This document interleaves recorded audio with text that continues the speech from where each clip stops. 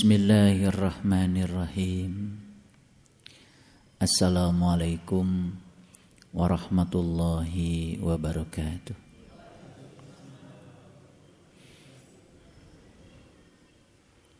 Alhamdulillahi rabbil alamin. Wassalatu wassalamu ala asrafil anbiya'i wal mursalin Sayyidina Muhammadin wa ala alihi wa sahbihi ajmain. Ashhadu an la ilaha illallah al-malikul haqqul mubin wa ashhadu anna Muhammadan abduhu wa rasuluh sadiqul wa'dul amin. Allahumma salli ala sayyidina Muhammadin wa ala alihi wa sahbihi ajmain. Subhanaka la ilma lana illa ma 'allamtana innaka antal alimul hakim. Subhanaka Allahumma rabbana wa bihamdika asyhadu an la ilaha illa anta astaghfiruka wa atubu ilaih. Astaghfirullahaladzim, astaghfirullahaladzim, astaghfirullahaladzim.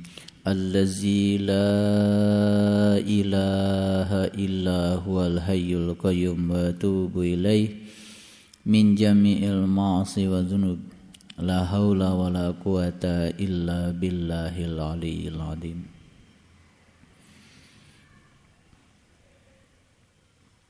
Ketika kita berhasil membiarkan kehidupan berproses apa adanya, seraya kita menunaikan tugas-tugas kehidupan kita yang Allah perankan kepada kita tanpa harus ewuh pakewuh, semua berjalan apa adanya seperti yang diajarkan oleh semesta. Matahari bertugas menyinari setiap pagi dan tenggelam setiap sore.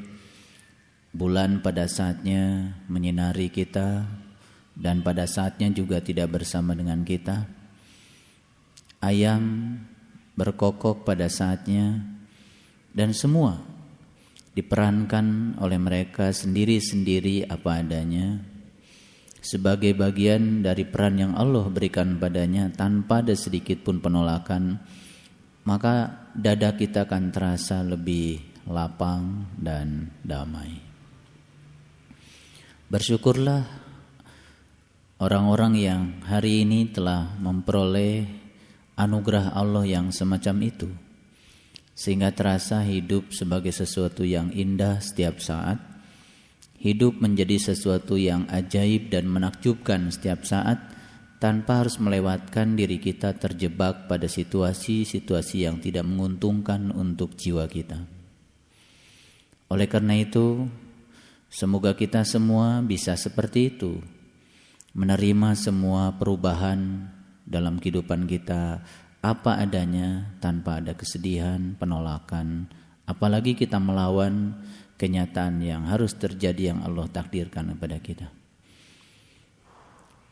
Atas anugerah Allah yang luar biasa yang semacam itu yang telah diberikan kepada kita, mari kita syukuri semua itu bersama-sama membaca hamdalah. Alhamdulillahirabbil alamin. Salawat dan salam mari kita sanjungkan keribaan baginda Rasulullah sallallahu alaihi wasallam, manusia teladan sepanjang zaman, Nabi besar Muhammad sallallahu alaihi wasallam, seraya bersalawat padanya. Allahumma salli ala sayyidina Muhammad wa ala ali sayyidina Muhammad. Mari kita awali kajian kita di saat yang penuh berkah, dalam keadaan pikiran yang tenang, di mana emosi kita sudah tidak bergejolak lagi. Jiwa kita damai dan bersih, hening bening untuk menerima semua pancaran sinar ilahi yang akan ditujukan kepada kita saat ini. Kita sapa Allah dengan kelembutan dan cinta, seraya membaca basmalah. Bismillahirrahmanirrahim. Ada setidak-tidaknya 8 hal yang harus kita perhatikan untuk menjadi manusia yang excellent, untuk menjadi manusia yang unggul. Unggul menurut Allah, bukan unggul menurut hawa nafsu kita. Yang pertama yang harus kita pelihara dalam kehidupan kita adalah integritas kita. Kita sering berbicara tentang konsep integritas, tetapi kenyataannya seperti apa integritas itu? Integritas itu menurut saya adalah selarasnya antara nilai-nilai luhur yang ada di dalam diri kita dengan perilaku yang mengejawantahkan nilai-nilai luhur itu. Sebetulnya setiap manusia itu diberikan amanah oleh Allah, yaitu nilai-nilai luhur yang kemudian dirangkum dalam sifat-sifatnya yang ditiupkan bersama dengan tiupan pertama kali yang memberikan kehidupan kepada kita. Tetapi kemudian manusia dengan hawa nafsunya menghentikan mengalirnya nilai-nilai luhur yang ada dalam dirinya, sehingga terjadilah suatu gap antara nilai luhur dengan perilakunya. Itu yang disebut dengan manusia-manusia yang telah kehilangan integritasnya. Semoga kita terus-menerus bisa memelihara integritas kita ini. Jadi integritas itu sering dikaitkan dengan bahasa-bahasa korporasi. Ada seseorang yang memiliki integritas pada perusahaan. Artinya perusahaan sudah merumuskan nilai-nilai perusahaan itu apa saja. Ketika seseorang itu memelihara nilai itu, artinya dia memiliki integritas pada perusahaan. Jadi integritas ini bisa ditarik pada semua sisi kehidupan. Di dalam keluarga juga ada nilai-nilai yang harus kita pelihara. Ketika kita pegang teguh nilai itu namanya kita memiliki integritas. Di kehidupan bermasyarakat juga ada nilai-nilai yang harus kita junjung tinggi. Ketika kita pelihara nilai itu namanya integritas. Kesuksesan kita di dalam memelihara nilai yang disebut dengan integritas tadi itu menentukan kesuksesan kita hidup di sini. Tanpa mengurangi rasa rendah hati saya terhadap kepergian orang tua saya melihat semua yang ditanam oleh orang tua itu ternyata buahnya adalah saat beliau mau pulang. Jadi beberapa minggu terakhir ini beliau minta supaya saya menjemputnya ke kampung karena beliau mau menyampaikan beberapa hal. Dan saya bersyukur karena ternyata Allah mengizinkan itu. 2 hari terakhir ini saya harusnya berada di Jakarta karena ada undangan pengajian. 1 pengajian di Gatot Subroto, 1 pengajian di Muda Parsi, 1 pengajian di Puspiptek. Dan ternyata kepergian saya ke Jakarta dihentikan oleh Allah karena Jakarta sedang darurat banjir. Ternyata ketika saya tidak jadi pergi ke sana hari Jumat itu, alhamdulillah saya bisa mengurus anak saya masuk rumah sakit. Itu ayat Allah yang pertama yang saya bisa tangkap. Lalu sorenya orang tua saya telepon lagi. Bapak sudah kangen sama saya, sama cucu-cucu. Karena saya punya sedikit kebun di sana, lalu Bapak bilang, Bapak ingin ke kebun karena Bapak sekarang sudah sehat. Merasa nikmat katanya dengan segala rasa, apalagi merasakan makanan. Karena sempat orang tua saya sakit. Ya alhamdulillah, hari Sabtu harusnya saya ada di Jakarta, diberi kesempatan lagi oleh Allah untuk menjemputnya. Jadi saya menjemputnya ke kampung, saya sendirian karena istri saya sedang menunggui anak saya di rumah sakit. Saya betul-betul merasa damai Tidak pernah sedikit pun ada penyesalan dan saya membiarkan kehidupan berjalan apa adanya. Dan kita hanya menjadi kepanjangan tangannya saja. Dan semuanya tidak ada sedikit pun penolakan. Akhirnya saya berhasil menjemput orang tua saya. Dan orang tua saya sempat bertemu dengan cucu-cucunya. Sempat makan bersama di rumah. Semalaman itu sempat berbicara banyak hal tentang kehidupan dengan saya. Pagi-pagi saya harus memberikan pengajian di kelompoknya Asyam minggu pagi. Dan setelah itu kemudian jam 11 saya berangkat pergi ke kebun. Dan di tengah perjalanan saya bicara banyak hal dengan orang tua, dengan adik-adik saya. Sesampai di kebun, ya betul yang beliau inginkan cuma sampai di kebun saja. Begitu turun dari kendaraan lagi berjalan, beliau berteriak mengucapkan Allahu Akbar dan beliau pergi dengan damai. Jadi apa yang dicita-citakan, yang selalu dilontarkan oleh beliau bahwa saya ingin meninggal tanpa menyusahkan anak cucu, itu tercapai. Dan sampai kain kafan pun saya tidak membelinya, karena hari Selasa sebelum beliau pergi ke Jakarta, ke Bandung, beliau sudah belanja sendiri ke pasar membeli kain kafan dan disampaikan kepada kakak saya yang paling besar, tolong nanti kalau bapak pada saatnya harus pergi, kain kafannya harus pakai yang ini, bapak sudah beli. Jadi, begitu saya buka lemari, beliau sudah membuat banyak tulisan di situ. Ya, ini ada sedikit uang buat buat orang yang ngurusi saya. Dan beliau berpesan, tolong dibedakan orang yang kerja katanya dengan yang cuma datang ngobrol saja. Itu saja yang disampaikan di situ. Dan saya bersyukur karena beliau ternyata ya memang harus begitu ya. Minta perginya juga dimakamkan tepat di pertengahan malam. Nisfahu. Jadi saya berangkat ke pemakaman tuh jam 12 malam 00, pukul 24.00. Dan pada saat itu saya menyaksikan langit itu terbagi dua. Sebagian besar itu mendung dan tepat di atas kuburan yang sudah dipesankan oleh ayah dekat kuburan ibu saya, itu langit itu cerah dan bintang-bintangnya begitu indah. Sebentar lagi saya akan cerita itu karena ada ayatnya ternyata. Jadi setelah selesai dimakamkan kurang lebih 1 jam, padahal setiap hari di kampung saya itu mendung karena daerah perkebunan, hampir tidak ada hari yang cerah. Saya melihat kok bintang itu sepertinya semakin merapat. Jaraknya itu seperti tidak berjauhan gitu.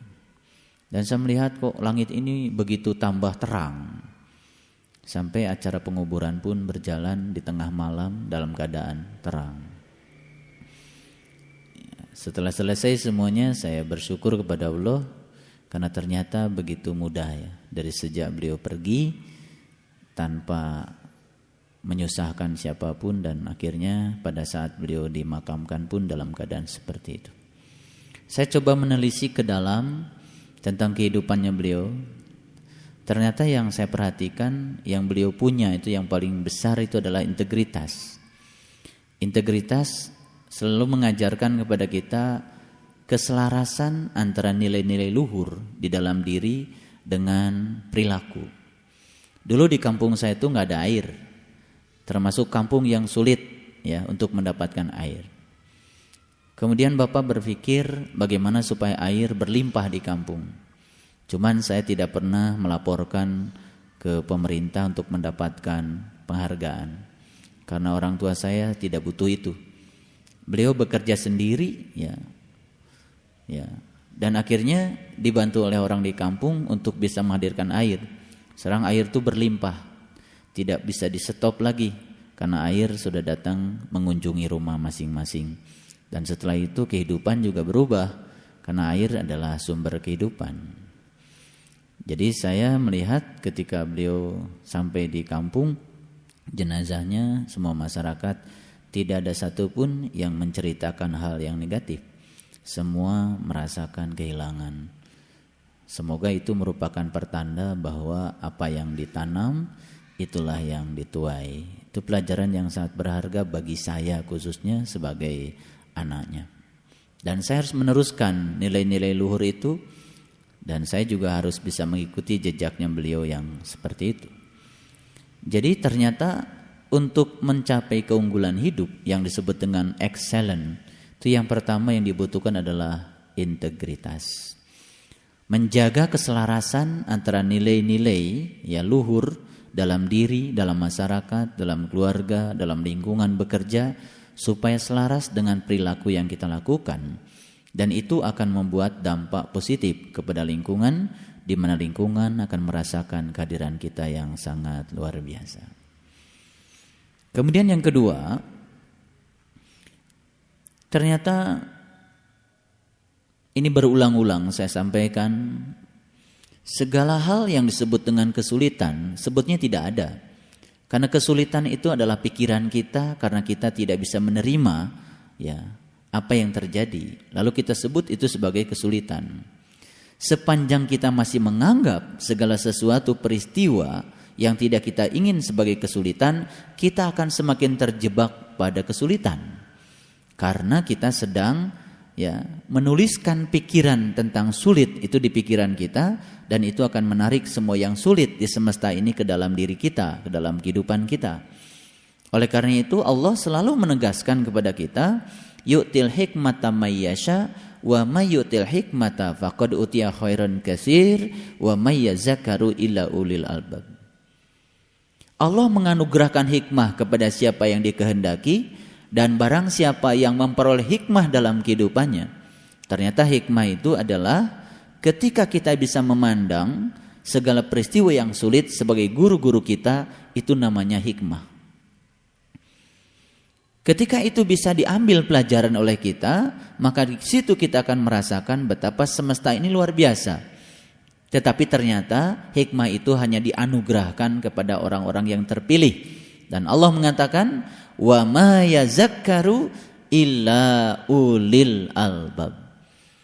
Tidak ada yang diberi kesempatan untuk mengambil hikmah dari segala peristiwa kecuali ulul albab. Beruntunglah mereka yang telah bisa mengingat Allah dalam keadaan berdiri, duduk dan berbaring, sehingga setiap saat dia memiliki integritas kepada Allah. Nah, integritas kepada Allah berarti menselaraskan kehidupan kita dengan nilai-nilai luhur yang ada di dalam diri kita, yang Allah tiupkan, yang Allah amanatkan kepada kita. Sifat Rasul yang 4, yang pertama sidik, yang kedua amanah, yang ketiga fatonah, yang keempat balagoh, bukan untuk dihafal. Tetapi sifat-sifat itu harus menjadi sifat kita. Kita harus membangkitkan sifat itu di dalam diri kita, karena itu adalah nilai-nilai luhur yang Allah titipkan kepada kita. Jadi yang kedua adalah kecerdasan mengambil hikmah. Ini adalah hal yang akan menunjang supaya hidup kita menjadi excellent. Yang ketiga, ya, selalu menjaga niat, agar niat itu selalu selaras dengan perilaku kita. Ternyata pembicaraan yang sering keluar dari mulut kita itu sangat mencerminkan tentang niat yang ada di dalam diri kita. Itu sebabnya niat yang tidak lurus, ada kecenderungan komunikasi kita juga tidak baik. Lalu kita akan terjebak pada komunikasi-komunikasi yang berbahaya. Nah, komunikasi yang berbahaya tentu saja akan membahayakan diri kita, juga membahayakan orang di sekitar kita. Kemudian yang keempat, ini sering saya sampaikan, peluklah saat ini dengan penuh ketulusan dan keikhlasan. Mereka yang bisa memeluk saat ini apa adanya, memeluk setiap peristiwa yang terjadi pada dirinya saat ini, itulah orang-orang yang selalu akan dianugerahi hikmah. Jangan hidup di masa lalu dan hidup di hari esok, karena hari esok belum tentu menjadi milik kita. Hiduplah di hari ini, karena hari ini adalah saat terbaik untuk kita. Itu sebabnya integritas menjadi penting, karena itu akan menjaga konsistensi kita untuk selalu menjaga nilai-nilai luhur di dalam diri kita. Kemudian yang kelima yang harus diperhatikan adalah komitmen. Apa sesungguhnya komitmen? Komitmen ini berhubungan dengan janji. Janji berhubungan dengan tugas. Tugas berhubungan dengan kewajiban. Sebetulnya semua kita ini telah diberi visi tentang hidup. Tugas kita adalah melaksanakan misi dari kehidupan kita. Visi kita kan cuma satu, hidup kembali kepada Allah karena kita berasal dari Allah, lalu belajar membaikkan diri kita selaras mungkin agar kita bisa selalu mengabdikan diri kita kepada Allah. Nah, komitmennya harus selalu dijaga. Komitmen yang paling sakral pernah kita ucapkan pada saat kita berbay'ah, pada saat kita berbaiat, ya, pada saat kita mengikrarkan janji kepada Allah di hadapan seorang penunjuk jalan, dan janji itu harus kita pelihara. Ketika kita komitmen pada janji kita, maka insya Allah kita akan menjadi manusia-manusia yang excellent. Yang berikutnya adalah yang ke-6, tanggung jawab, responsibility. Tanggung jawab yang paling utama adalah tanggung jawab pada diri sendiri. Tidak akan ada orang lain yang bertanggung jawab atas diri kita kecuali diri kita sendiri. Di Quran surat Al-Mudaththir yang sudah saya bahas pada kesempatan yang lalu, Allah sendiri mengatakan, ya, tidak ada yang bisa memberikan syafaat kecuali syafaat yang dibangkitkan oleh diri kita sendiri. Ini baru pengantar saja untuk mengantarkan kajian kita pada kesempatan kali ini. Kemudian yang berikutnya adalah fleksibilitas. Fleksibel itu artinya adalah selalu bersikap terbuka terhadap segala perubahan. Saya menyadari bahwa tidak selamanya kita sakit, tapi juga tidak selamanya kita sehat. Keterbukaan kita untuk menerima perubahan ternyata membuat aliran kehidupan menjadi sangat harmonis. Jadi sebetulnya kata-kata aliran sering dipakai salah. Ada aliran sesat. Kalau kita mau jujur, kata-kata aliran ini kan bahasa Indonesia. Aliran itu mencerminkan kehidupan. Jadi sebenarnya tidak ada aliran sesat. Ketika seseorang sedang melakukan tindakan yang salah, dia sebetulnya sedang berproses saja untuk mengalir pada kesempatan berikutnya. Tetes air pun tidak selamanya melewati sungai yang keruh. Kadang-kadang dia harus melewati sungai yang jernih. Kadang-kadang setelah sampai di laut, dia pun berubah menjadi laut. Betul. Setelah menjadi laut, dia berubah menjadi awan. Setelah jadi awan, berubah menjadi air hujan. Jatuh menjadi kotor lagi. Terus bersiklus. Bayangkan kalau air di stop proses bersiklusnya. Semua bertumpuk menjadi air keruh saja. Lalu tidak ada lagi hujan. Semua berproses. Aliran darah kita mengalir saat kita masih hidup. Nafas kita mengalir saat kita masih hidup. Jadi aliran sebetulnya lambang dari kehidupan itu sendiri. Jadi jangan sembarang kita bicara aliran sesat, aliran tidak sesat. Apa sih aliran? Aliran itu kan proses. Semua sedang berproses. Sebelum kita ada juga kita pernah tiada. Proses itu aliran sebetulnya. Oleh karena itu maka flexibility yang harus kita miliki adalah bersikap terbuka terhadap segala perubahan. Saya selalu sering mengatakan bahwa segala sesuatu dalam hidup ini pasti berubah dan berakhir. Orang tua kita yang kita cintai, yang selalu bersama dengan kita, pasti akan berubah, meninggalkan kita. Kapan? Kapan saja. Sebetulnya kita tidak usah alergi terhadap perubahan sepanjang kita menyiapkan diri selalu untuk bisa menerima proses perubahan itu sendiri. Nah, jadi tidak usah kagetan dalam hidup, semuanya pasti akan berubah. Yang harus kita tumbuhkan adalah sikap terbuka kita terhadap perubahan itu sendiri. Terbuka berarti membuka diri dengan lapang untuk menerima kenyataan apa adanya. Sebagaimana yang saya sampaikan di awal tadi, alangkah bahagianya orang-orang yang hari ini, saat ini sudah bisa menerima kenyataan hidup apa adanya, sebari dia tetap melaksanakan tugas-tugas yang Allah perankan pada dirinya. Hidup menjadi indah dan sangat luar biasa. Kemudian yang terakhir adalah keseimbangan. Saya sudah mengajarkan tentang ini, bagaimana mind dan fisik itu memiliki keterhubungan. Ternyata harus diselaraskan dengan prana yang disebut dengan energi, yang disebut dengan nafas. Itu adalah energi ilahi. Jadi sebetulnya prana itulah yang menghubungkan keseimbangan antara fisik dengan mind, fisik dengan mental. Itu sebabnya yang mentalnya sudah seimbang, mentalnya sudah damai, pasti fisiknya pun akan ikut damai. Karena getaran yang dialirkan dari mentalnya itu akan mempengaruhi fisiknya. Sehingga fisiknya pun akan ikut selaras. Perlu diingat bahwa tubuh kita 85% itu air. Air itu sangat rentan terhadap perubahan. Karena air itu molekulnya polar. Satu-satunya molekul di semesta yang bersifat polar itu air. Jadi air itu sebelum dikasih medan listrik, sebelum dikasih medan magnet, dia sudah terpolarisasi secara alamiah. Maka air itu memiliki polaritas. Artinya kutub positif dan kutub negatif dari sumber-sumber muatan listriknya itu tidak pernah berada dalam satu titik. Dia sudah terdistorsi secara alamiah.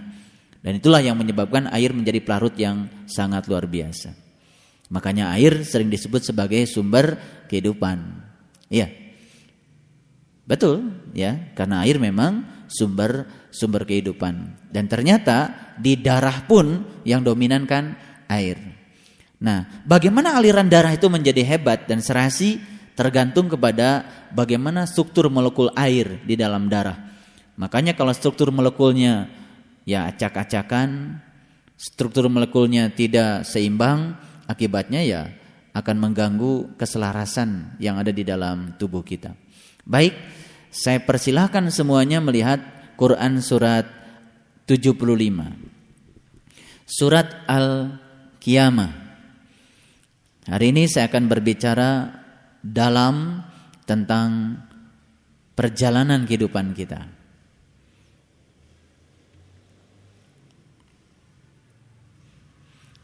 Sebelum masuk, saya masih terngiang dengan peristiwa pada saat pemakaman ayahanda saya.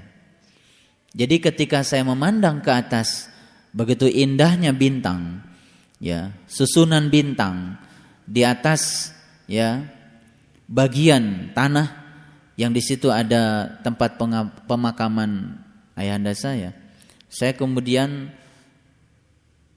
membacakan Quran surat Al-Waqiah. Dan Allah menyatakan, fala uqsimu bimawaqi'in nujum. Aku bersumpah demi tempat beredarnya bintang-bintang. Saya bersyukur kepada Allah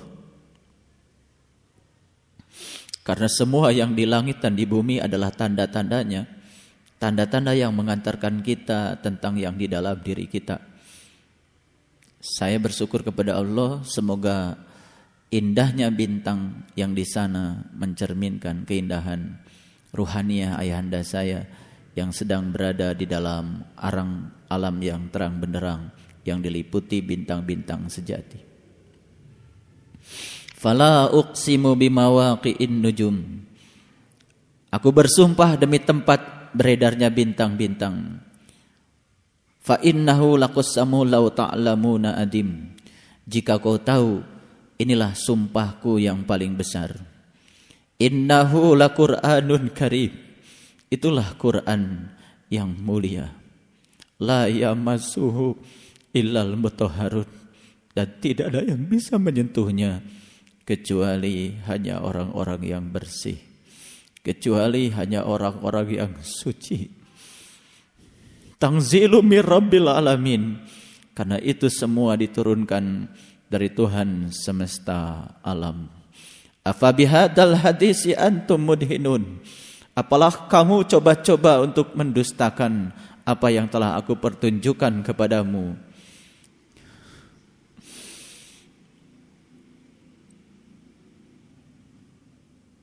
Afa bihadzal hadisi antum mudhinun wa taj'aluna rizqakum annakum tukadzibun, karena kamu menugarkan semua yang aku pertunjukkan kepadamu dengan dusta, karena kamu menyelimutinya dengan hawa-hawa nafsu dunia yang kotor. Falaula idza balagatil hulqum, dan ketika nyawamu sampai di kerongkongan nanti, wa antum hina idin tandurun, saat itu pasti kamu akan melihat. Wa nahnu aqrabu ilai minkum, dan sesungguhnya aku amat dekat kepadamu. Walakin la tubsyirun, tapi kebanyakan manusia dalam keadaan tidak bisa melihat. Semoga bintang yang bercahaya di luar, cerminan dari bintang-bintang yang bercahaya yang telah Allah titipkan ke dalam diri kita, jangan pernah didustakan itu semua, karena itu adalah kebenaran yang sejati yang kita akan meraihnya kembali pada saat kita menghadap Dia. Saya ingin semuanya melihat Quran surat Al-Qiyamah, yaitu ayat yang ke-23.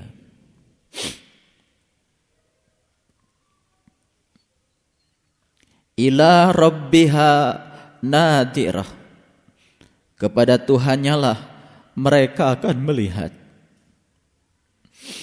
Ila rabbiha nadirah, kepada Tuhannya lah mereka akan melihat. Siapa mereka ini?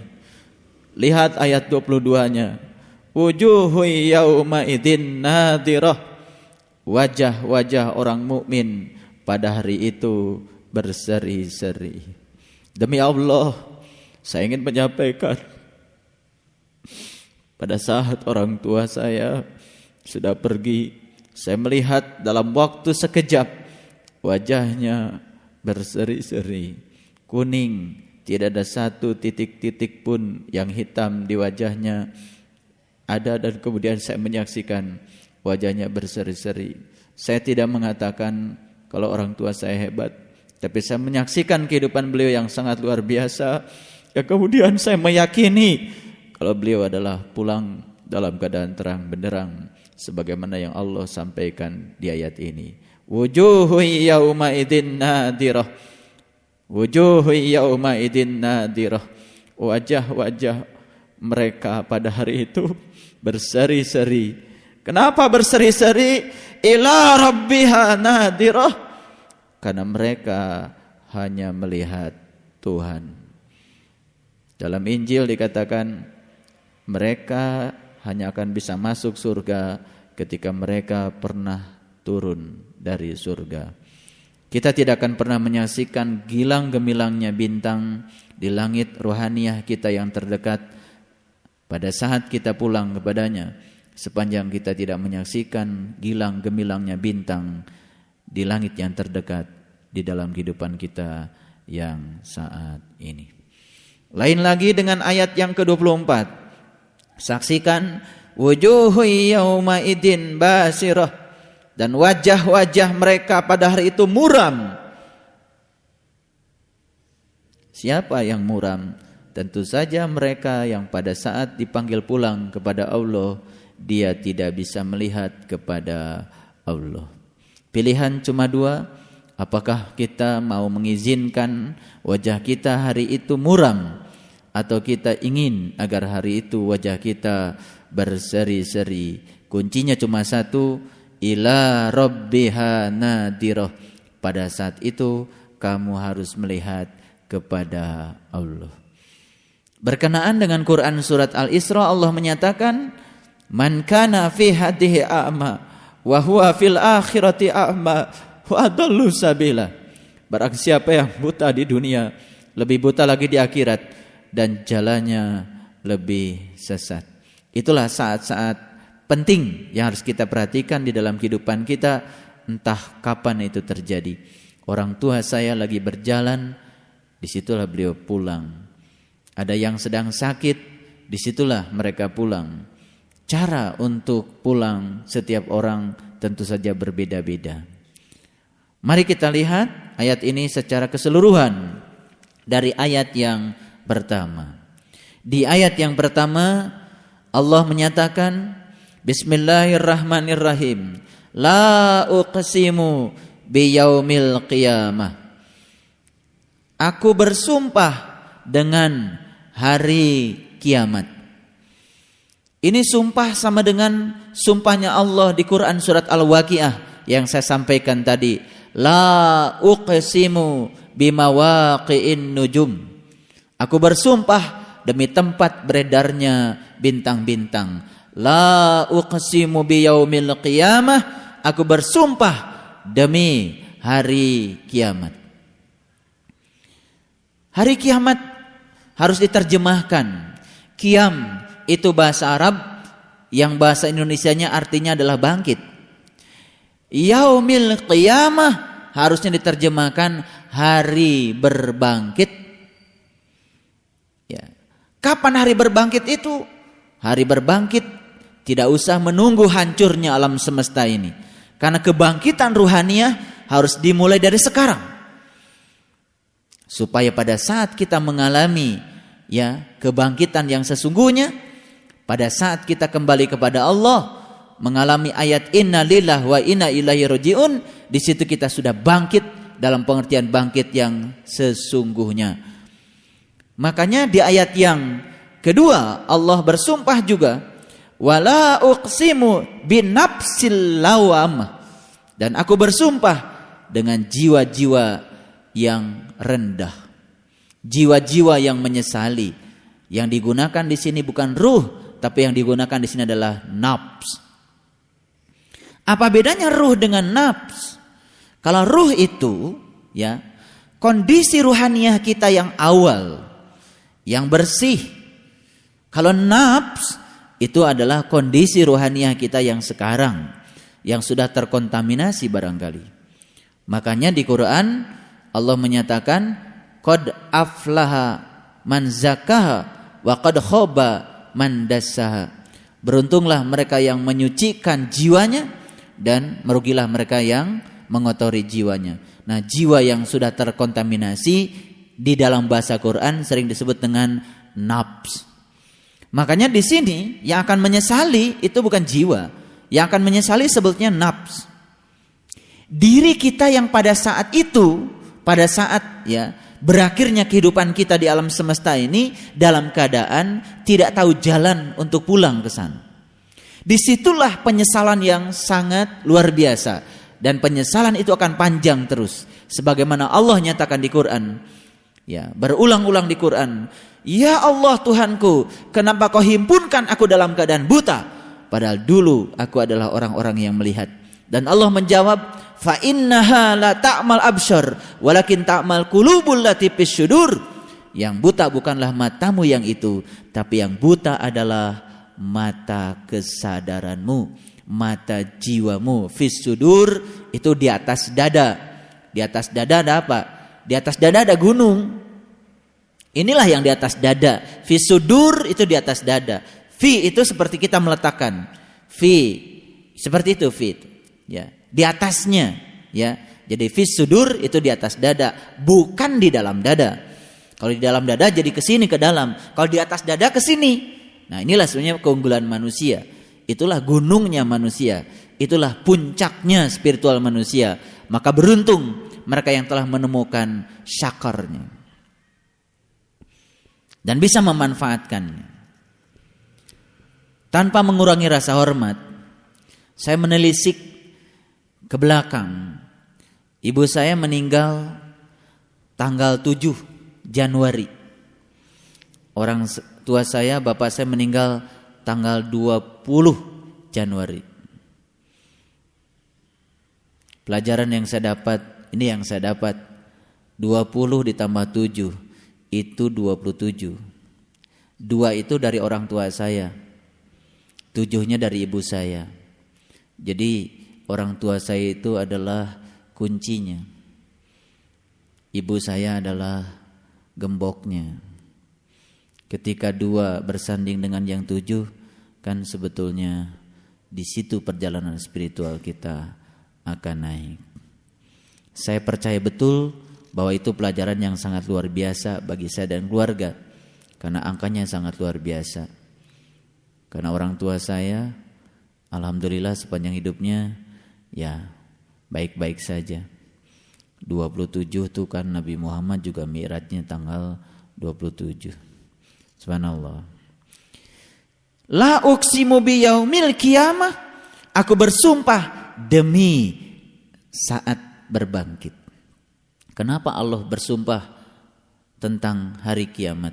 Kan itu hari yang sangat penting, yang menentukan masa depan ruhaniah kita. Wala uqsimu binafsil lawamah, dan aku bersumpah demi jiwa-jiwa yang menyesali.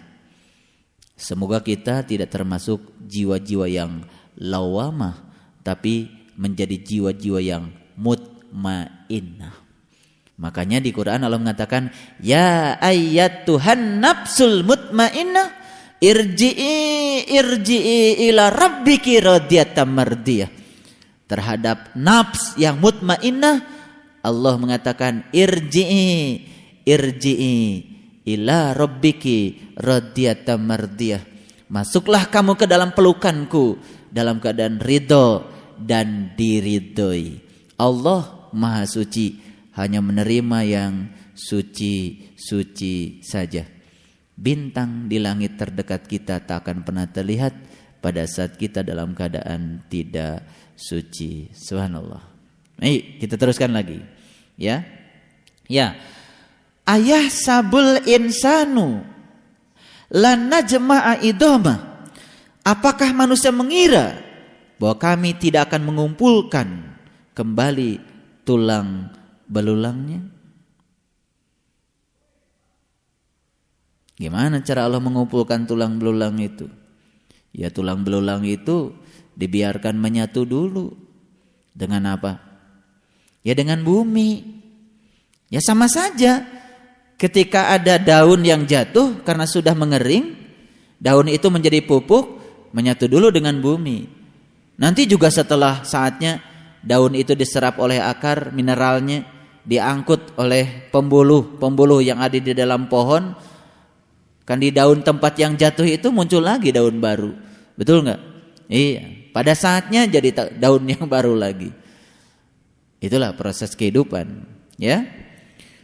Kemudian bala qadirina ala anusawwiya banana. Bukan demikian. Sebenarnya kami kuasa menyusun kembali jari jemarinya dengan sempurna. Tolong diperhatikan. Kenapa Allah bicara jari jemari? Kenapa yang dibicarakannya jari jemari? Bukan lutut, bukan dengkul. Yang dibicarakan adalah jari jemari. Jadi kalau pada saat manusia pulang kepada Allah belum tahu bagaimana cara menggunakan jari jemarinya, ya mati. Tulang belulangnya dikumpulkan lagi oleh Allah dengan cara dibiarkan menyatu dulu dengan tanah. Nanti diserap, ya kan? Kan jadi kalsium, jadi macam-macam lah itu. Diserap oleh akar. Setelah diserap oleh akar, kan jadi pohon. Pohon kan menghasilkan daun, buah, kan gitu. Dimakan siapa itu? Ya dimakan manusia. Betul enggak? Lalu berubah lagi menjadi setetes air yang di dalamnya sudah kompleks. Segala unsur yang dibutuhkan untuk terjadinya proses kehidupan sudah ada di situ. Unsur tulang ada, unsur daging ada, unsur otak ada. Semua unsur sudah ada lengkap di situ. Yang sering disebut dengan inti sel. Ya kan? Iya. Semua bakal dari kehidupan semua sudah ada di situ. Dan Allah menyatakan, "Bala qadirina ala anusawwiya banana." Bukan demikian. Sebenarnya kami kuasa menyusun kembali jari jemarinya dengan sempurna. Jadi jari jemari kita itu sudah disusun amat sangat sempurna. Dan kalau kita memperhatikan, kelingking itu adalah alif, jari manis itu adalah lam, jari tengah adalah lam, telunjuk dan ibu jari adalah ha. Iya kan? Jadi sebetulnya inilah yang akan menuntun kita menuju kepada Dia. Makanya Allah menyatakan, yadullah fawqa aydihim. Tangan Allah sudah ada di atasmu. Tanganmu adalah tangannya. Betapa sedikit sekali manusia yang tahu bagaimana jari jemari itu sempurna untuk mengantarkan dirinya kepada Allah. Kalau sudah jadi jari jemari kuda, ya sudah. Jarak antara hidung dengan telinganya jauh. Jarinya pendek. Gak sempurna lagi. Tapi ketika kita memiliki jari-jari yang sempurna ini, ternyata sempurna. Jarak antara ibu jari dengan telunjuk sejarak ini. Jarak antara jari tengah dengan antara telunjuk dengan jari tengah sejarak ini. Dan jarak antara ini adalah selebar mulut kita. Apalagi yang perlu saya jelaskan, semuanya sudah terlalu jelas. Jadi ternyata kiamat itu kunci utamanya adalah di jari jemari yang sempurna. Bersyukur hari ini kita masih memiliki itu. Kenapa? Bersyukur karena kita telah diciptakan dalam bentuk yang amat sangat sempurna. Untuk menuju kesempurnaan hidup, mencapai Dia yang maha sempurna. Ini kalau kita kaitkan tadi dengan ayat yang ke-23, dilihat dulu ayat 23, diulang lagi. Kepada Tuhannya lah mereka melihat. Betul? Ini Quran. Bahasa Arabnya sudah benar terjemahnya. Ila itu menuju. Ila itu kepada. Rabbiha, Rabb itu sang pemelihara. Ha itu kata ganti ketiga. Rabbiha kepada Tuhannya. Nadirah, kamu akan melihat. Beruntunglah yang hari ini sudah bisa merasakan dahsyatnya kalimat inni wajjahtu wajhiya lilladzi fataras samawati wal ard hanifan wa ma ana minal musyrikin. Dahsyat kalimat itu, bukan sekedar ucapan, tapi kalimat itu mencerminkan pengalaman spiritual yang luar biasa. Ya. Baik, kita lanjutkan pada ayat yang selanjutnya, ya. Bal yuridul insanu liyafjura amama. Bahkan manusia itu hendak membuat kesalahan terus menerus. Apa sih kesalahan manusia yang paling dahsyat? Kesalahan manusia yang paling dahsyat adalah tidak menggunakan tubuhnya sebagaimana yang Tuhan mau. Untuk apa? Untuk kiamat. Gitu. Jadi yang hari ini belum bisa menggunakan tubuhnya untuk kiamat, belum bisa mengkiamatkan ruhnya pada saat dia tinggal di tubuhnya ini, itulah orang-orang yang akan terus-menerus dalam kehidupan ini membuat kesalahan demi kesalahan. Makanya sakor itu merupakan bencana yang paling besar. Ya, bencana yang paling besar.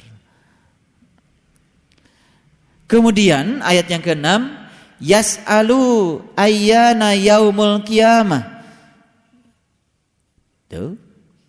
Ia bertanya, kapan hari kiamat itu? Faiza barikal basyarah. Ya, faiza barikal basyar. Kiamat itu pada saat mata terbelalak. Itu. Kapan kiamat itu? Pada saat mata terbelalak. Saya mau tanya, kapan mata terbelalak? Hah? Pada saat terkejut melihat sesuatu. Betul?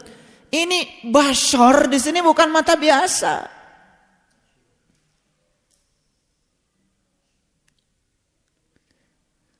Beruntung mereka yang sudah mengalami bagaimana terbelalaknya mata.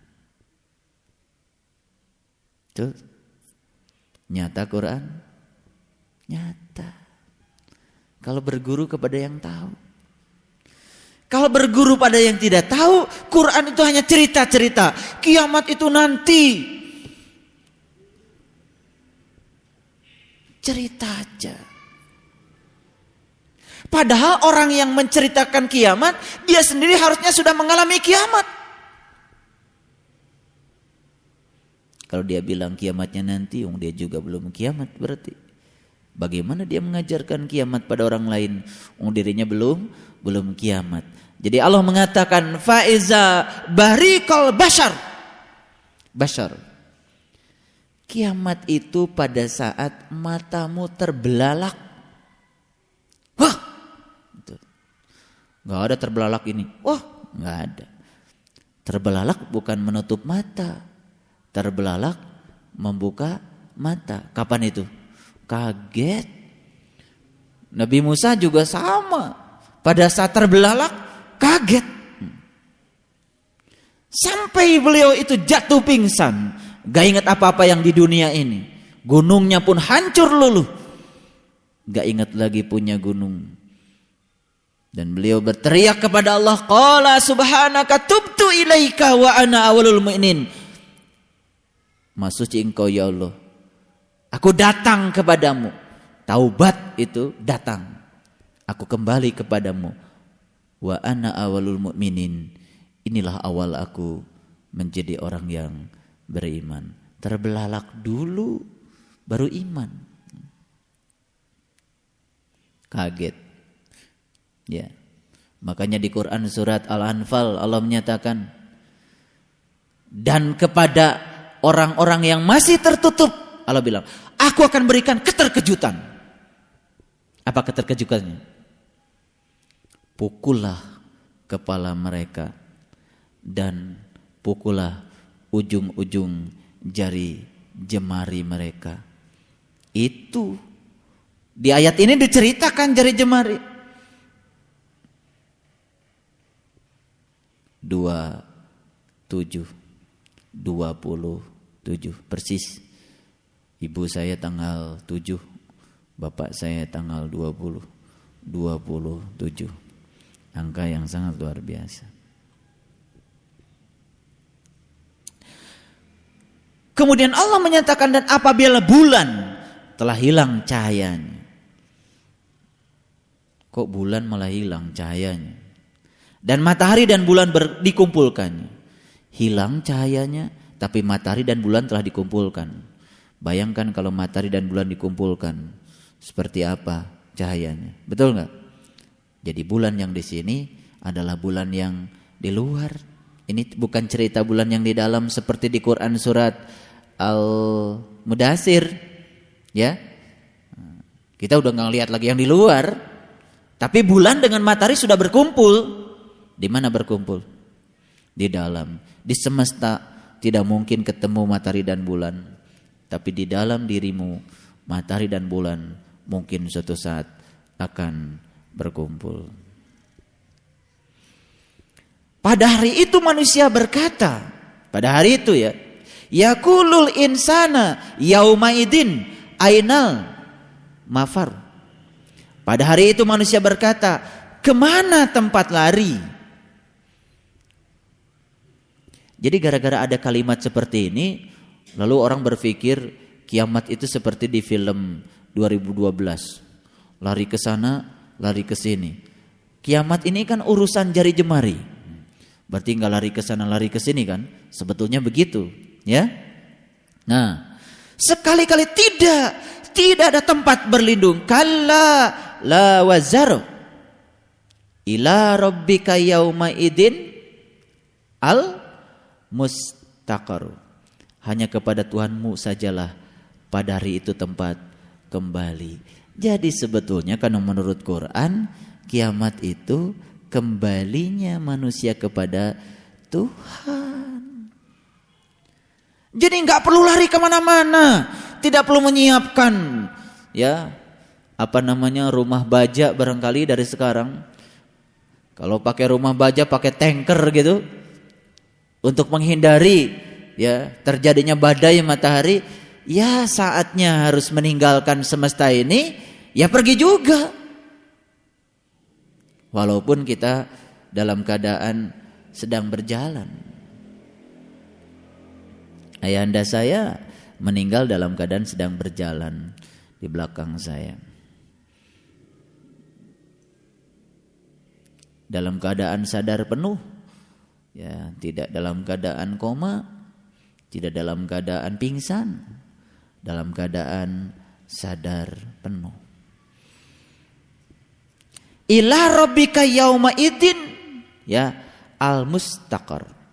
Hanya kepada Tuhanmu sajalah pada hari itu tempat kembali. Jadi kalau tempat kembali kita hanya Tuhan, sudah saja ikuti Nabi Musa dari sekarang. Qala subhanaka tubtu ilaika wa ana awwalul mu'minin. Ya kan? Bertajali terus kepada Dia. Karena tempat kembali kita kan Dia. Kalau dilatih dari sekarang kan, begitu kejadiannya menimpa kita, udah latihan kok. Ya kan? Nah, semuanya menjadi baik-baik saja. Karena Nabi mengatakan antal maut qoblal maut. Belajar mati selagi hidup, Jadi ternyata mati harus dipelajari. Pada hari itu diberitakan kepada manusia apa yang telah dikerjakannya dan apa yang dilalaikannya. Jadi semua dari apa yang kita kerjakan dan yang kita lalaikan bermuara di situ pada saat kiamat. Pada saat kita harus kembali kepada Allah Subhanahu wa taala. Bahkan manusia itu menjadi saksi atas dirinya sendiri. Yang paling tahu kita kan kita sendiri. Ya kan? Makanya berhenti menjadi saksi bagi orang lain. Berhenti menceritakan orang lain. Berhenti melihat kesalahan orang lain. Karena kita akan menjadi saksi bagi kita sendiri. Luar biasa ya. Karena kita akan menjadi saksi bagi kita sendiri. Sebetulnya Allah sudah mengajarkan kepada kita disuruh untuk fokus pada diri kita sendiri. Gitu kan? Buang-buang waktu kalau kita masih memfokuskan pandangan kita, pikiran kita kepada orang lain, apalagi memikirkan kesalahan-kesalahan orang lain. Meskipun dia mengemukakan alasan-alasannya. Memang manusia itu lebih suka membela diri kok daripada memperbaiki diri. Padahal dari sisi efektivitas hidup, membela diri itu nggak ada untungnya. Semakin membela diri, semakin membuktikan bahwa kita tertutup. Betul. Padahal kita diharuskan tadi apa? Terbuka. Berarti fleksibilitinya harus dibongkar lagi. Kalau hari ini kita masih tertutup untuk menerima pandangan orang lain, nasihat orang lain, kita masih kaku, belum fleksibel. Kemudian Allah mengatakan la tuharrik bihi lisanaka litaj'ala bih. Janganlah kamu gerakan lidahmu untuk membaca Al-Qur'an karena hendak cepat-cepat menguasainya. Nah, ini bahasa Quran indah ya. Sebetulnya kalau kita mau jujur, ini dalam kurungnya agak banyak nih, ya. Kita kan selama ini terlalu puas menggerakkan lidah untuk membaca Al-Quran. Jelas kalau membaca Quran yang tulisan ini harus pakai lidah.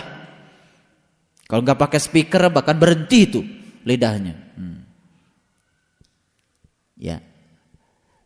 Mohon maaf, saya tidak a priori terhadap orang yang pintar baca Quran, lagunya bagus juga, ya kan? Bagus juga.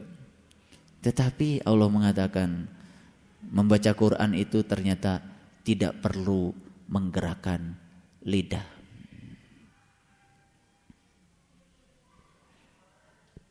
Kalau membaca Quran tidak perlu menggerakkan lidah, terus membacanya gimana? Ya, Nabi Muhammad tidak pakai lidah kok. Iqra bismi rabbikal ladzi khalaq. Khalaqal insana min 'alaq. Iqra wa rabbukal akram allazi 'allama bil qalam. 'Allamal insan ma lam ya'lam. Begitu kita membaca kitab sejaji, baca Quran yang tidak tertulis, Allah mengajarkan semua yang kita tidak tahu tanpa harus menggerakkan lidah. Tapi yang suka baca Quran sambil menggerakkan lidah, teruskan. Ya. Salah satu kebiasaan orang tua saya, kalau malam itu baca Quran, di samping yang menggerakkan lidah juga baca Quran yang tidak menggerakkan lidah. Maka Allah katakan inna alaina jam'ahu wa qur'anahu. Sesungguhnya atas tanggungan kamilah mengumpulkannya dalam dadamu, sehingga kamu bisa membacanya. Jadi tanggungan Allah mengumpulkannya. Inna alaina jam'ahu, jamaah.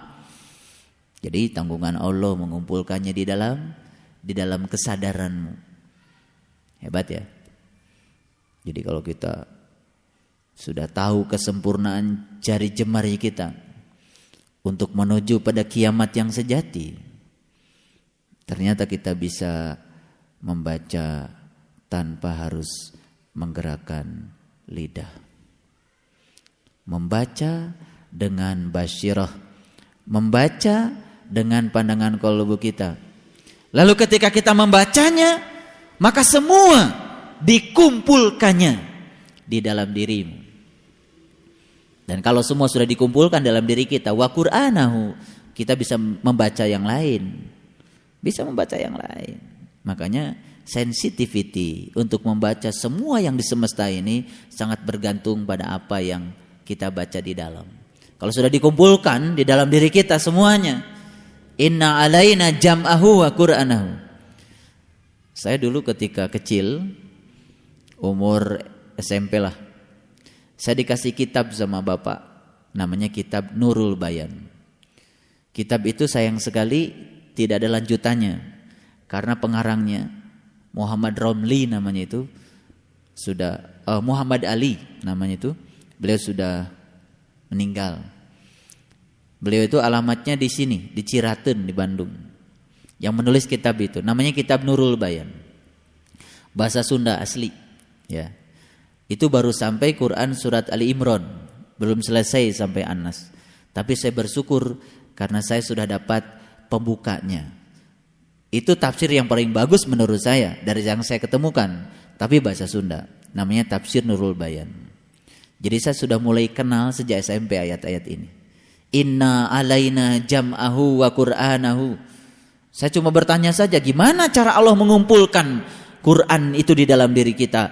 Bagaimana cara Allah mengajarkan kita membacanya dalam diri kita?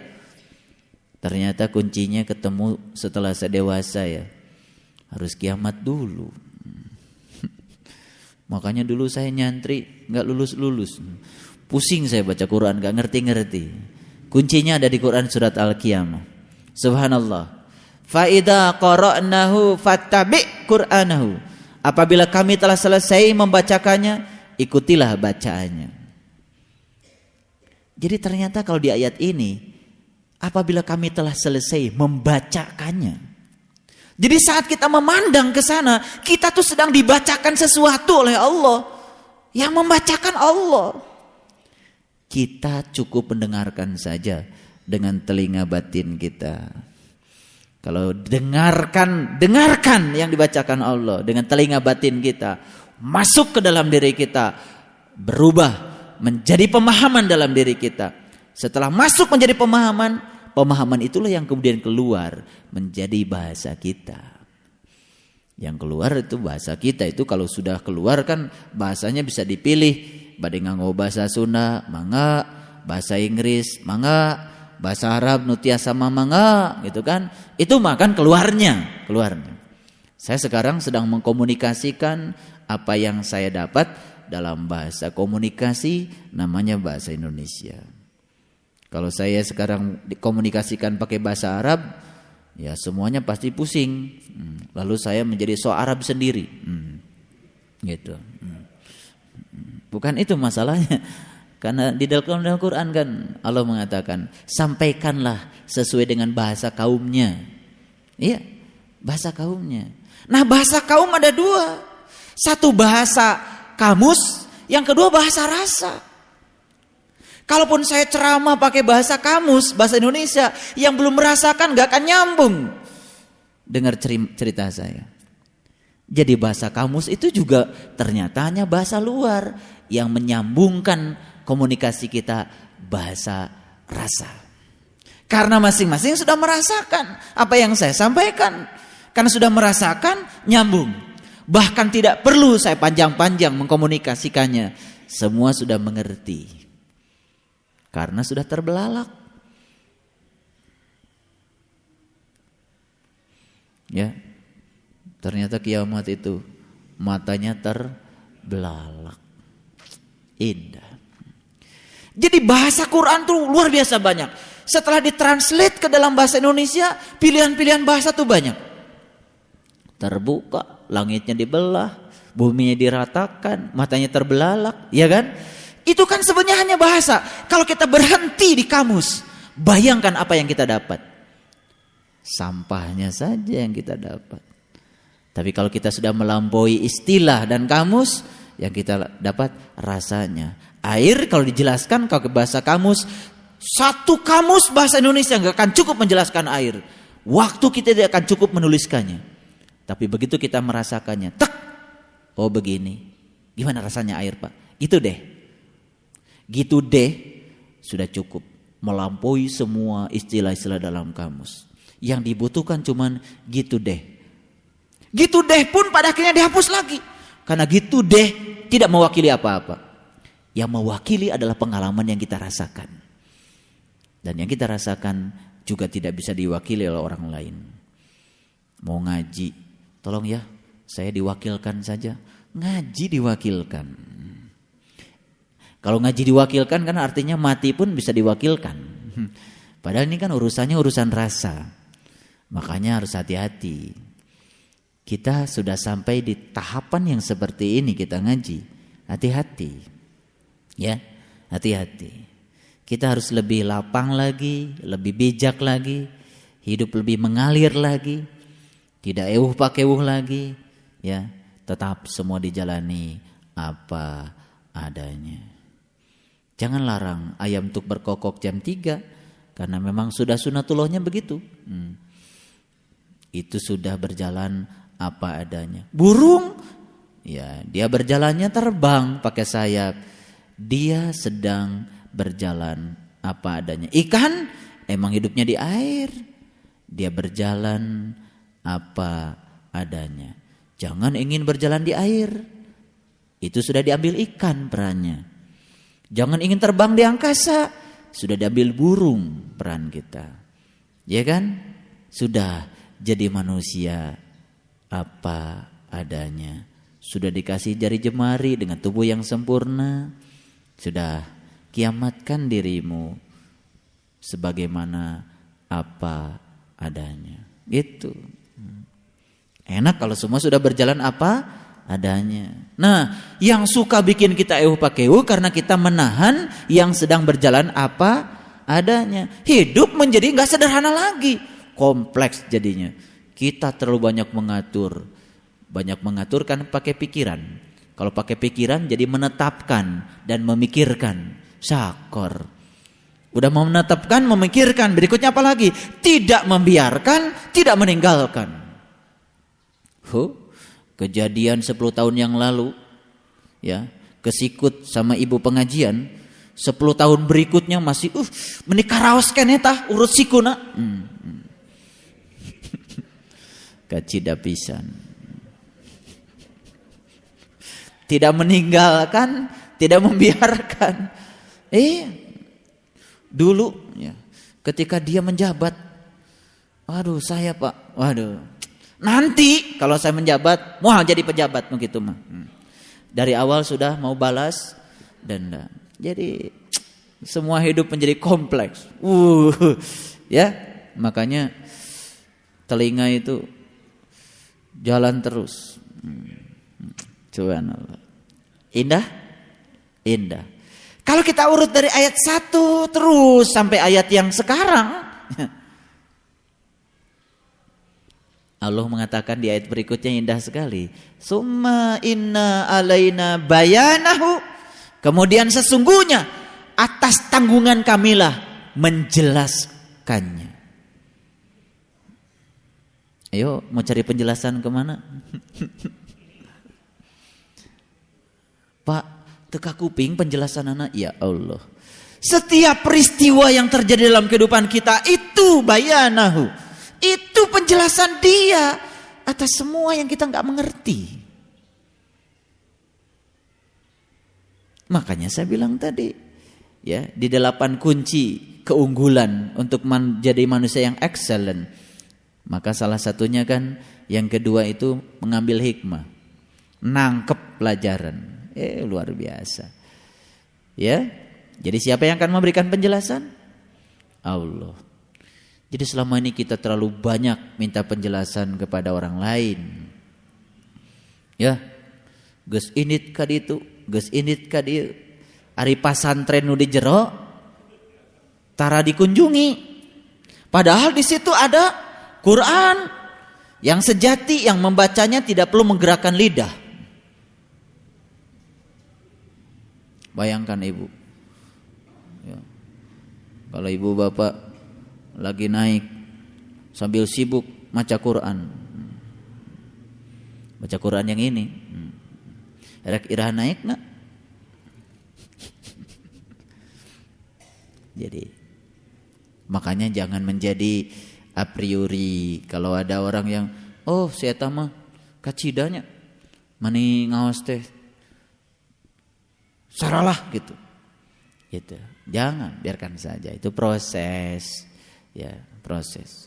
Siapa tahu dia yang tidak pernah menggerakkan lidah ngajinya. Udah nyampe di mana siapa tahu ya, siapa tahu. Ini bukan saya menghibur untuk mereka yang nggak bisa ngaji Quran, bukan. Siapa tahu.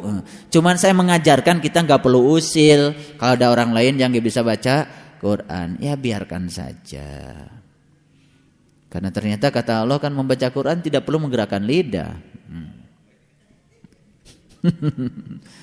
Baru tahu ya. Dari dulu belajar kiamat nggak ngerti-ngerti. Makanya tadinya saya mau langsung Al-Insan, Al-Mursalat. Tapi saya merasa ada bagian di Al-Mursalat dengan di Al-Insan itu yang perlu ini. Makanya Al-Mudathir saya masuk dulu Al-Qiyamah. Ya. Jadi sebetulnya kalau kita benar ngajinya, Al-Mudathirnya jelas. Masuk Al-Qiyamahnya luar biasa.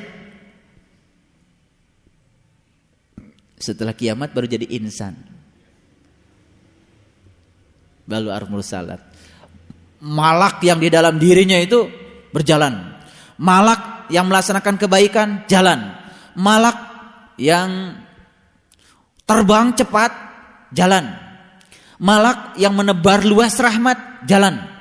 Malak yang membedakan hak dengan yang batil jalan. Malak yang setiap saat menyampaikan wahyu jalan.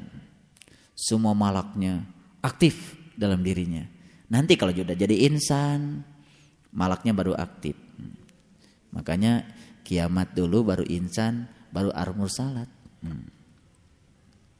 Iya, ntar terus lagi sana Anas aja. Indah.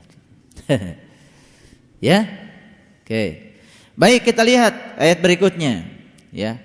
Summa inna alaina bayanahu. Kemudian sesungguhnya atas tanggungan kamilah menjelaskannya. Dia yang membacakannya. Dia yang menjelaskannya. Tugas kita apa? Tugas kita cuman terbelalak aja. Enteng Pak ngaji, ya. Enteng banget ngaji. Tugas kita terbelalak saja. Dia yang membacakannya, dia yang menjelaskannya. Kalau dia yang menjelaskannya, gak akan salah penjelasannya. Yang salah itu kita nangkepnya. Betul gak? Sering gak nyambung. Oh, makanya kita disuruh sholat. Sholat itu kan solu itu nyambung. Nah makanya belajar makrifat gak sholat, gak nyambung. Solunya tuh gak nyambung. Jadi repot, gak nyambung.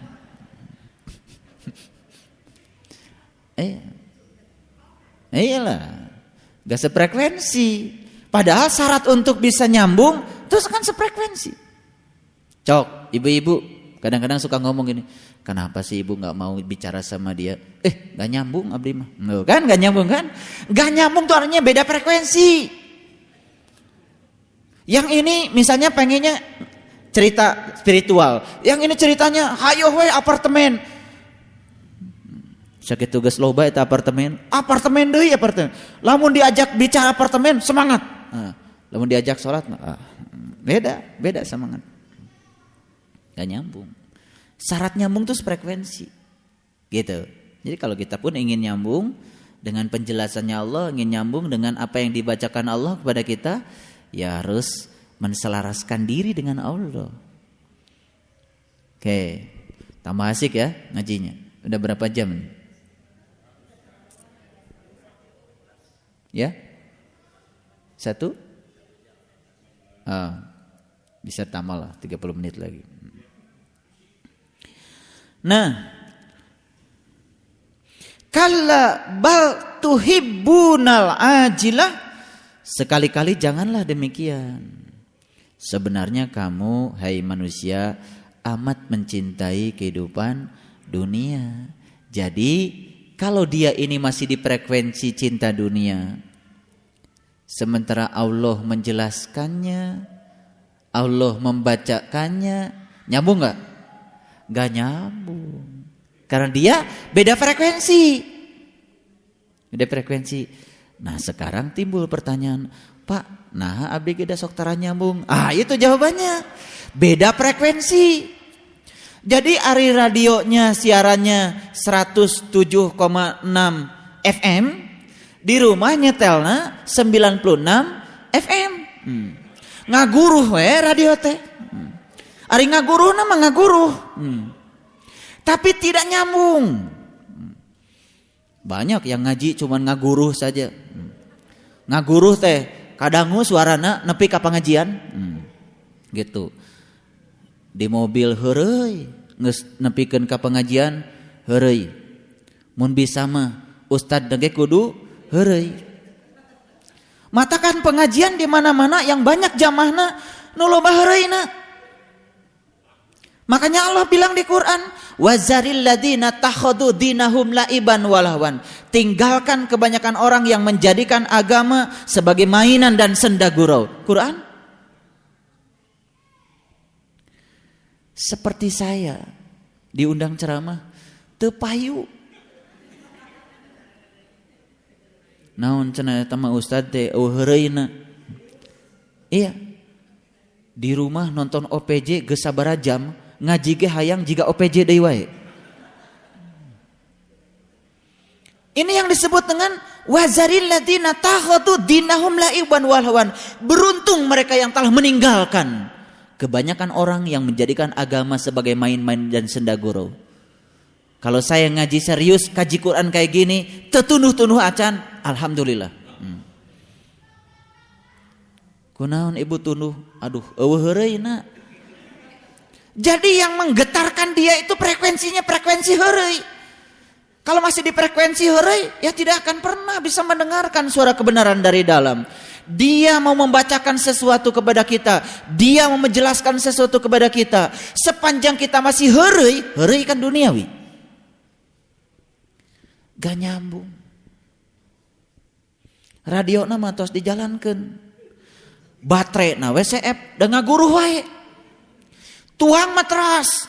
Anjing-anjing sarapan jam 12 makan siang, malam makan malam, tapi ngaguruh wae.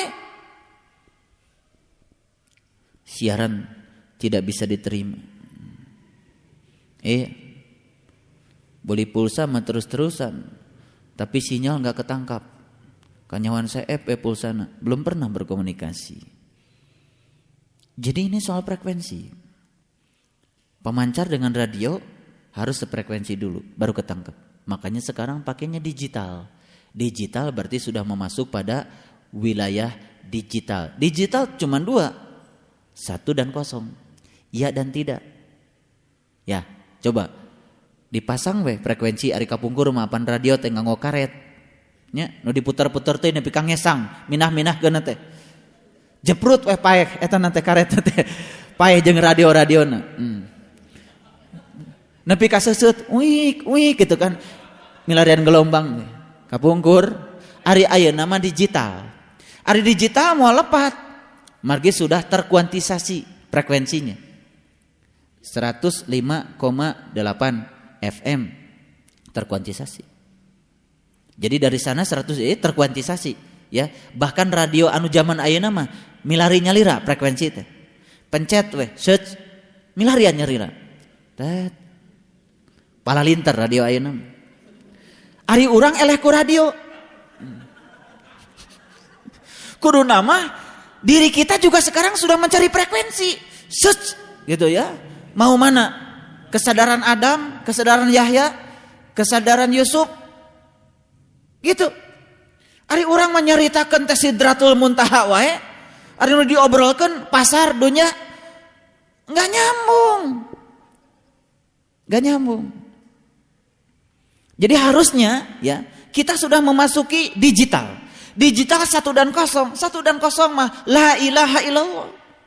Lamun la ilaha illallah sudah nyata dalam diri, la ilaha teu aya, illallah aya. Lamun urang teu aya, Allah aya. Kumaha caranya? Teu ayakeun, kiamatkeun. Aya ta Allah. Tuh, digital. Karena kita sudah di abad digital, bilangannya 2, biner, 1 dan 0. Aya, teu aya. Sok disetelkeun radio di antara aya dan teu aya. Ngaguru.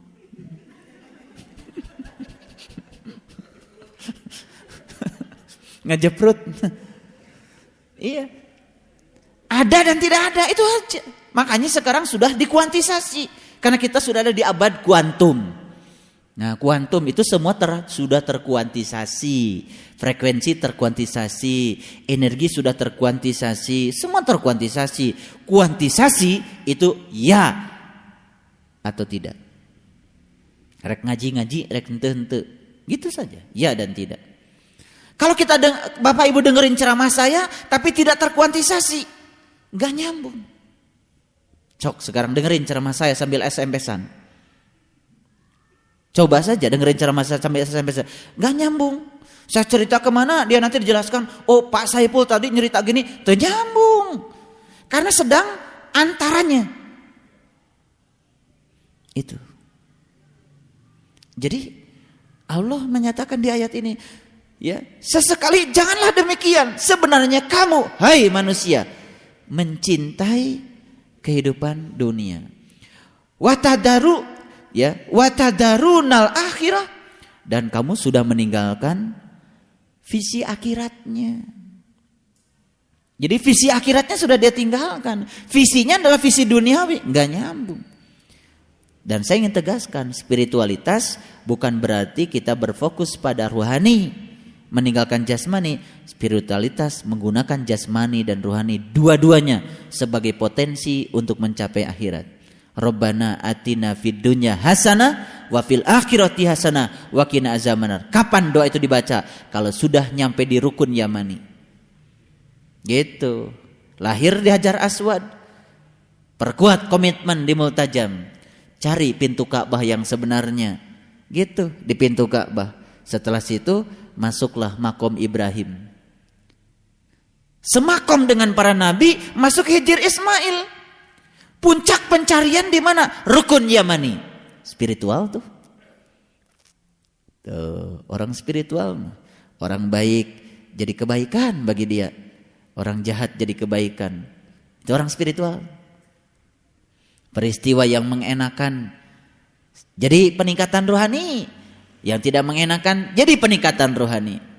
Spiritual tuh. Semua menguntungkan. Sahabat yang memuji meningkatkan rohaninya. Sahabat yang mencela meningkatkan spiritual tuh. Sudah Yaman nih, Yaman. Kalau sudah Yaman enggak ada itu yang namanya keburukan. Rabbana atina fid dunya hasanah wa fil akhirati hasanah wa qina azabannar wadkhilna jannata mal abror. Wadkhilna jannata mal abror. Masukkan aku ke dalam jannah yang damai. Wadkhilna jannata mal abror. Ya Aziz, ya Ghafar, ya Rabbal alamin. Indah. Doanya pun wa adkhilna jannata mal abror. Kapan jannah itu? Nu ngewa ka urang jannah. Nu muji ka urang jannah. Sukses jannah, gagal jannah. Jannah terus. Ma'al abror. Subhanallah. Jadi semuanya jadi jannah. Hari urang mah kengeng ka bunga. Bum, syukuran. Poya-poya, kengeng ka sedih. Sedih gitu. Dikira ketika poya-poya itu jannah. Poya-poya neraka. Sedih neraka. Init ka ditu, init ka dieu. Laras henteu. Mun teu ka Bali teh. Asa kirang. Saya tidak anti Bali. Bali jadi jannah, teu ka Bali jannah. Nya. Kabeli tiket pesawat jannah, teu kabeli ge jannah. Itu. Tuang sarang gepuk jannah, sarang lenca jannah. Jadi sebenarnya fidunya hasanah wa fil, itu udah luar biasa itu. Saya perhatikan dari orang tua saya, yang paling saya lihat yang luar biasa adalah bersahaja dengan hidup. Jadi sudah tidak banyak keinginan-keinginan lagi. Nah ternyata barangkali itu yang menyebabkan beliau juga meninggalnya begitu mudah.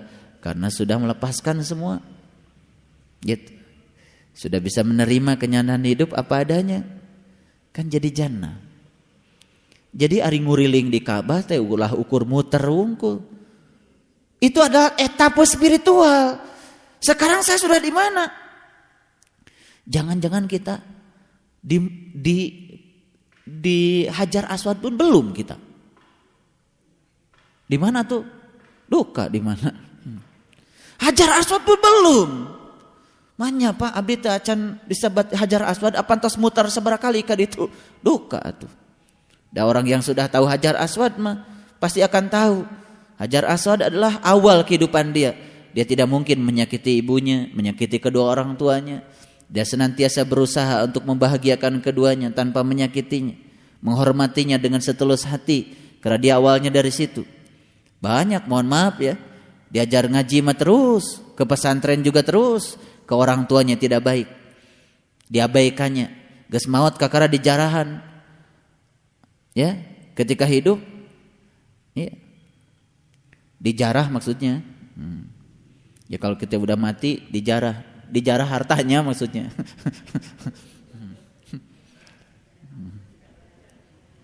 Dijarah dah nuju hirup mah aya nu ngajagana. Begitu meninggal dijarah. Iya, subhanallah. Jadi, itu etapa Hajar Aswad. Perjalanan kita masih panjang. Apa iya hari ini sudah Yaman kita? Kalau sudah Yaman berarti sudah tadi itu. Ya, sudah menjadi rumah spiritual yang indah. Luar biasa. Ya. Terus. Nah, wujuhu yauma idin nasirah. Apa? Nadirah. Wajah mereka pada hari itu berseri-seri ila rabbiha nadirah, karena mereka melihat Tuhan. Wa wujuhu yauma idin basyirah, dan wajah-wajah orang yang tertutup, yang belum terbelalak nih, yang belum terbelalak, murem. Ya, subhanallah. Kenapa muram? Tadunnun, ya, tadunnu ayyuf ala biha faqirah. Mereka yakin bahwa akan ditimpakan kepada mereka malapetaka yang amat dahsyat. Jadi malapetakanya apa? Malapetakanya adalah kegelapan, tidak menyaksikan. Ya. Kemudian lihat ayat berikutnya, kalla idza balagatit taraqi. Ya. Sekali-kali jangan apabila napas telah sampai di kerongkongan. Ya. Jadi akhirnya ceritanya sampai situ kan? Ujung akhir perjalanan kita kan di situ, ya. Kalla idza balagatit taraqiyat. Sekali-kali jangan apabila nafas telah sampai di kerongkongan, ya. Ini perintah yang tadi tuh yang bermuka masam, kade ulah gitu. Yang bermuka masam tadi, yang cemberut, kade ulah. Ya. Siapa orang yang mukanya tidak masam lagi? Yang sudah penuh dengan kasih sayang kan? Betul nggak? Yang hidupnya sudah tidak milih-milih lagi. Enggak jamberdut gitu. Jika bemo. Wakila ya man raqin. Dan dikatakan kepadanya, siapakah yang dapat menyembuhkan? Dan dia yakin bahwa sesungguhnya itulah waktu perpisahan. Jadi kalau sudah sampai pada waktu perpisahan, tidak ada lagi yang bisa menyembuhkan. Ya, di mana saja, kapan saja, saat perpisahan pasti akan datang. Makanya kita harus belajar berpisah dari sekarang, berpisah dari selainnya. Ya, gitu. Jadi kita harus banyak melakukan perpisahan. Sok ada mal acara perpisahan unggal dinten. Kasim kuring sumping. Perpisahan dinten ieu mah perpisahan sareng sagala karesep. Enjing perpisahan sareng naon? Perpisahan sareng kangewa. Bagus. Tiap hari bikin acara perpisahan. Tong reuni wae.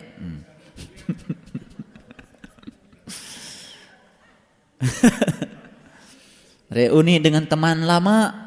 Apa teman lamanya? Eta kebencian. Teman lama. Kebencian. Iri hati. Teman-teman lama. Soulmate. Ya. Wal taffatis saqu bisaq. Dan bertaut betis kiri dengan betis kanan. Ya.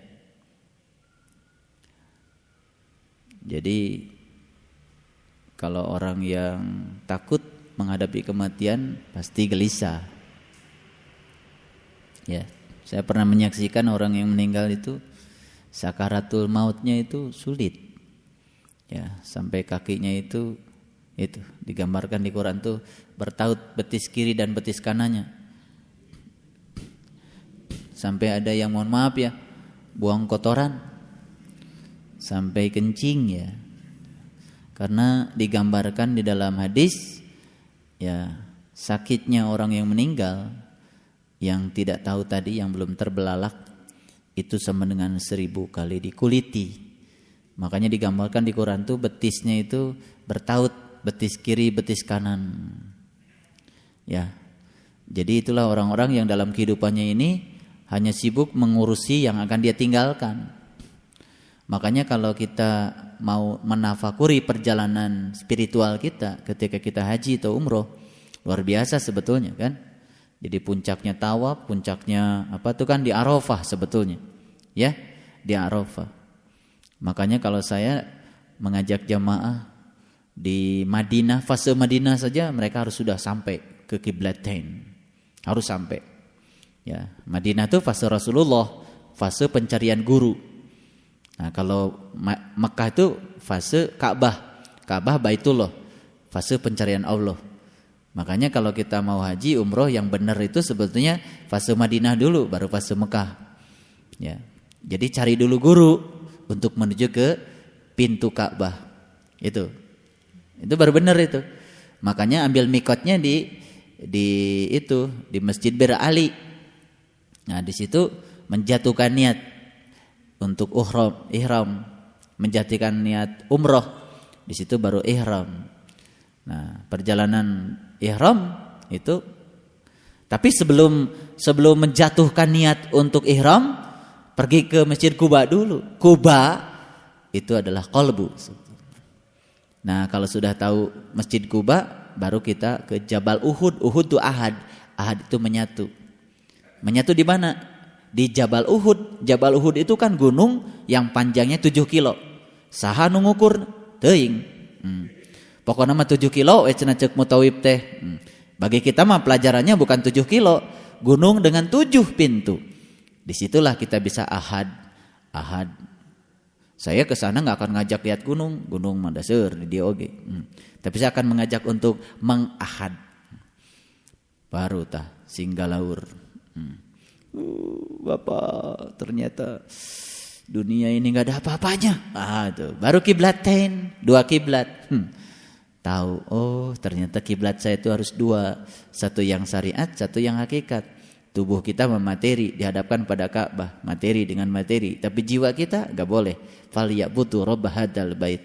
Tuh, fase kiblatain selesai, angkat ke Madinah, ketemu dengan Madinah Al-Munawwarah. Caang tah kotana. Tuh, kalau udah caang baru kita meletakkan kain ihram, menjatuhkan niat di Bir Ali. Mulai labbaik Allahumma labbaik, labbaik la syarika laka labbaik. Angkat ke Mekah. Tuh. Gitu. Puncaknya pulang dari sana dicukur rambutnya. Gitu. Terus dibelikan sama saya peci warna putih. Plak, peci warna putih dipasangkeun. Tos putih bodas emutanana gitu ya. Tos teu aya kakeheul, tos teu aya nanaon. Wih ka dieu teh balalager. Nu bager maksudnya.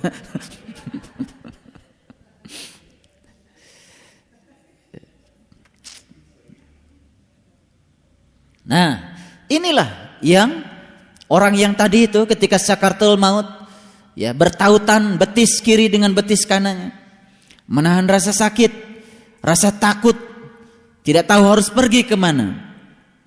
Ila rabbika yauma idin, ya, yauma idinil masak, kepada Tuhanmu lah pada hari itu kamu dihalau. Dihalau oleh siapa? Dihalau tuh ditangkis, dihalang-halangi. Jadi kalau ini jalan menuju Tuhan, ditangkis tuh. Yang menangkisnya apa? Yang menangkisnya kegelapan. Yang menangkis ya perilaku dia. Yang menangkis adalah kehidupan dia sendiri. Jadi jangan sampai pengajian kita ini malah menangkis kita kepada Allah. Jangan sampai bacaan Quran kita menangkis kepada Allah. Jangan sampai sholat kita menangkis kepada Allah.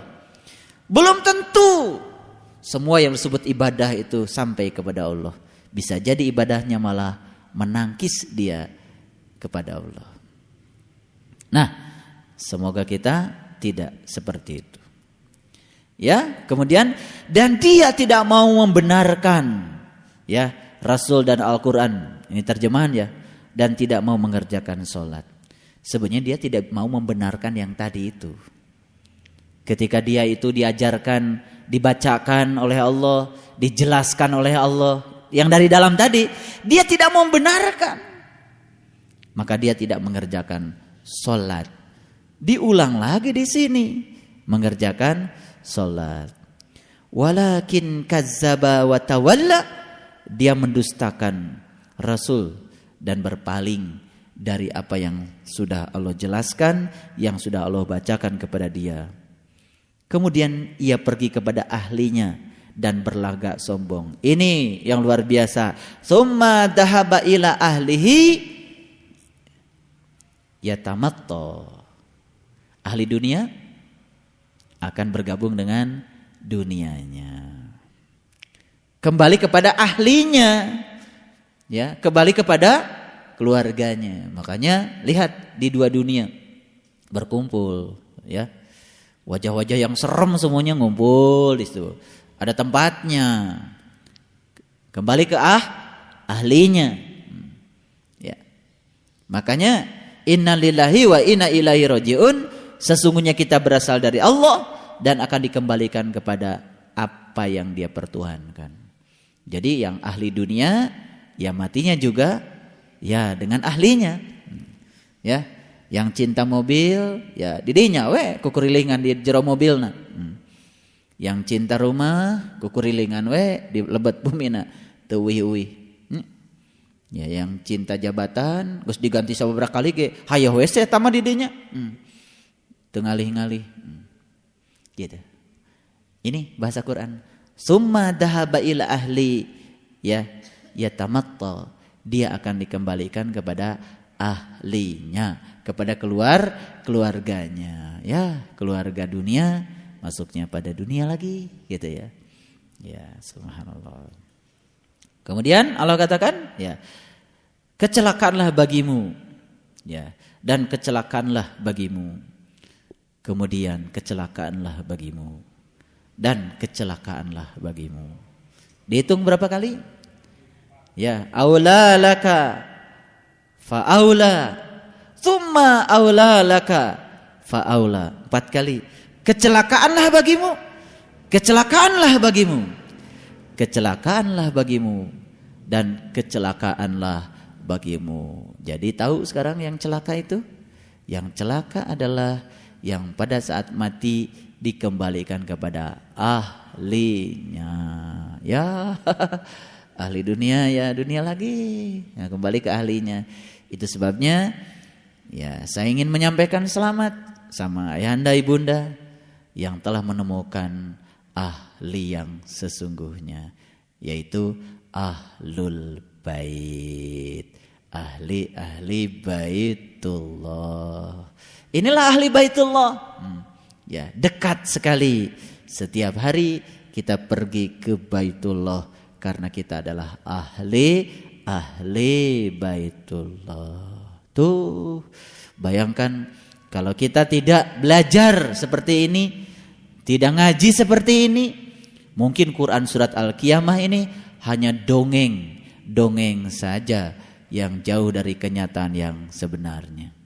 Barakallahu liwalakum. Sadaqallahul adzim. Terima kasih atas segala perhatiannya. Mohon maaf atas segala kesalahan. Assalamualaikum warahmatullahi wabarakatuh.